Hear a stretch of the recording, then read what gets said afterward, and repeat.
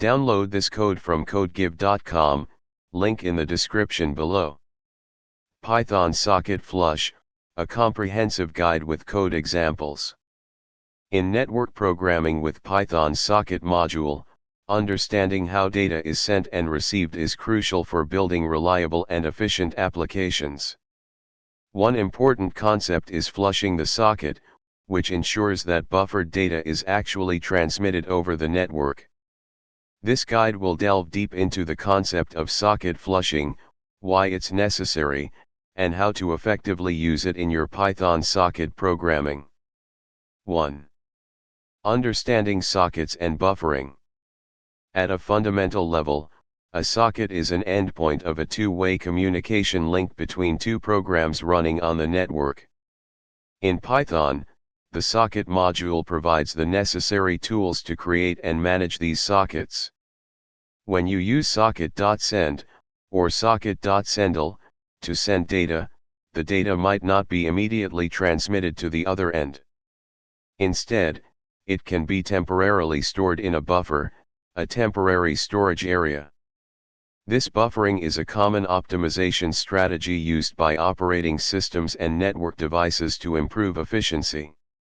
Why buffering? Reduce overhead.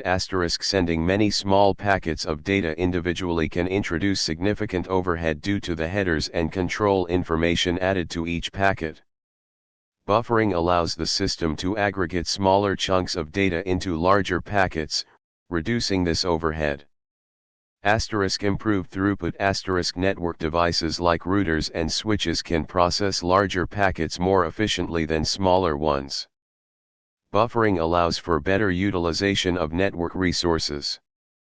Smoother data flow. Buffering can help smooth out bursts of data, preventing congestion and ensuring a more consistent data flow. The problem with buffering: delayed delivery. The downside of buffering is that the data you intend to send may not be transmitted immediately. It might remain in the buffer until the buffer is full. When the buffer reaches its capacity, the operating system will flush the data. A timeout occurs. Sockets can be configured with timeouts. If no data is sent or received within the timeout period, the socket might be flushed. The socket is closed.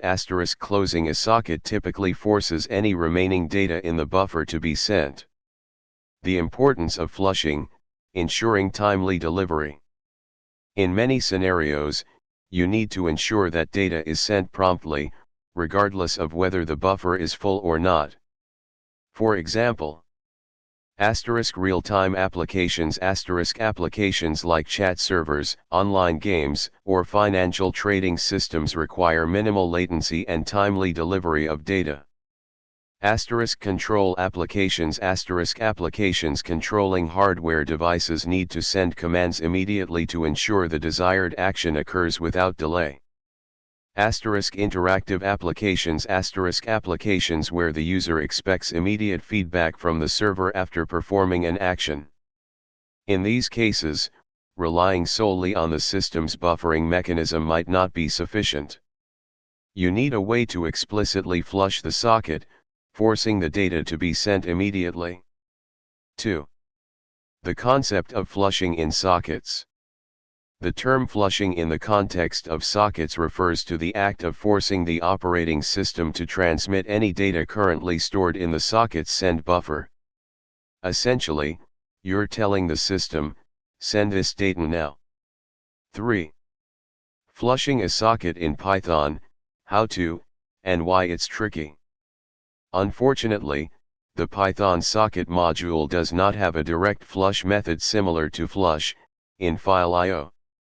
There's no single function you can call to immediately empty the socket's send buffer. This is because the actual flushing is typically handled at the operating system level, and Python provides no direct control over this process. However, there are several techniques you can use to achieve a similar effect or minimize the impact of buffering. Technique 1, socket.sendall, recommended for completeness. While not a direct flush, socket.sendall, data, is the best approach for ensuring all data is sent completely, even if buffering is in place. How it works *sendall attempts to send all the data in the provided buffer. It handles partial sends automatically.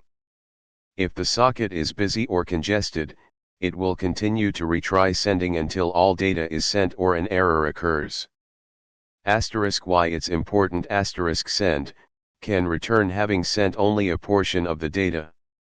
Sendall guarantees, within the limits of network connectivity, that all data will be sent. It doesn't force a flush per SE, but it ensures delivery.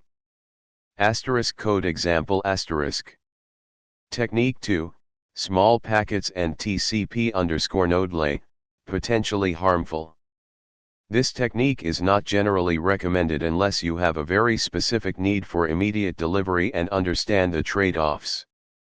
It involves disabling Nagel's algorithm, which is a TCP optimization that helps reduce network congestion by buffering small packets. How it works 1. Send small packets of data frequently. 2. Use socket.set socket.iproto_TCP, socket.tcp_node 1, to disable Nagel's algorithm. Why it's usually a bad idea increased network overhead disabling Nagel's algorithm can significantly increase network overhead because small packets are sent individually, resulting in more headers and control information for each packet. This can lead to reduced throughput and increased latency. Potential congestion sending small packets frequently can contribute to network congestion, especially in high bandwidth environments. Limited benefit modern operating systems and network devices are generally quite good at managing TCP connections efficiently. Disabling Nagel's algorithm is unlikely to provide a significant performance improvement in most cases. Code example, use with caution. Explanation of TCP_node lay socket.set socket is used to set socket options. Socket.iproto_TCP specifies that we're setting an option for the TCP protocol. Socket.tcp_node lay is the specific option to disable Nagel's algorithm. 1 enables the option, disables Nagel's algorithm. 0 would disable it, enable Nagel's. Technique 3, socket.shutdown, socket.shut_WR, and reconnect, extreme, rarely needed. This is a very aggressive approach and is almost never necessary. It involves shutting down the writing side of the socket and then reconnecting to the server. How it works 1. Call socket.shutdown, socket.shut_WR, to indicate that you won't be sending any more data on the socket. This might cause any buffered data to be flushed. 2. Close the socket using socket.close. 3. Create a new socket and connect to the server. Why it's usually a very bad idea high overhead reconnecting to the server is a relatively expensive operation. Connection disruption it disrupts the existing connection, potentially causing problems for the other end. Unreliable it doesn't guarantee that the data will be flushed successfully. Not portable the behavior of shutdown can vary between operating systems. Code example, don't use unless you really know what you're doing. 4. Best practices and recommendations. Use socket.sendall, for reliable transmission this is the most important recommendation. Always use socket.sendall, to ensure that all data is sent completely. It handles partial sends correctly. Avoid TCP_node lay unless necessary. Only disable Nagel's algorithm if you have a very specific need for minimal latency and you understand the potential drawbacks. Profile your application carefully to ensure that disabling Nagel's algorithm actually improves performance. In almost all cases, it will hurt performance. Don't rely on shutdown/reconnect. This is a drastic and unreliable approach. Avoid it unless you have a very unusual situation and have thoroughly tested the alternatives. Consider application level acknowledgements. For critical data, implement an application level acknowledgement mechanism. The sender waits for an explicit acknowledgement from the receiver before considering the data to be delivered. This provides a higher level of assurance than relying solely on TCP guarantees. Understand network conditions. Network congestion, packet loss, and other network-related issues can affect the delivery of data. Be prepared to handle these issues in your application, example using timeouts and retries.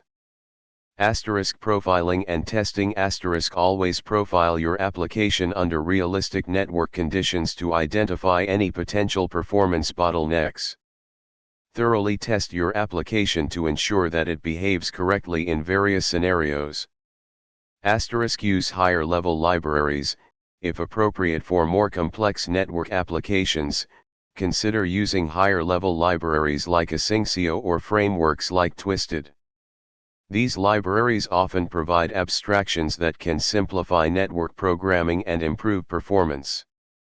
5. Complete example, client and server, illustrating sendall, and acknowledgements. Here's a complete example of a simple client and server that demonstrates the use of socket.sendall, and application-level acknowledgements. Server, server.py. Client, client.py. How to run *. 1. Save the server code as server.py and the client code as client.py. 2. Open two terminal windows. 3. In the first terminal, run the server, Python server.py. 4. In the second terminal, run the client, Python client.py. Explanation of the example socket.sendall is used in both the client and server to ensure that all data is sent reliably. Application level acknowledgements. The server sends an ACK message back to the client after receiving and processing a message. The client waits for this ACK to confirm successful delivery. This is a robust way to handle potential network issues. Error handling. The code includes error handling to catch socket errors and gracefully handle connection problems. Clear communication. The client and server print messages to the console to provide clear feedback on what's happening. Key takeaways. While Python's socket module doesn't have a direct flush function, socket.sendall is the primary tool for ensuring reliable data delivery. Application-level acknowledgements are often a better approach to guarantee delivery than attempting to force a low-level flush. Avoid disabling Nagel's algorithm unless absolutely necessary and after careful profiling. Understand network conditions and be prepared to handle errors gracefully. Consider using higher-level libraries for more complex network applications.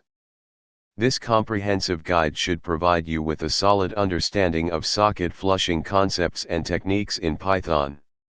Remember to prioritize reliability and error handling in your network applications.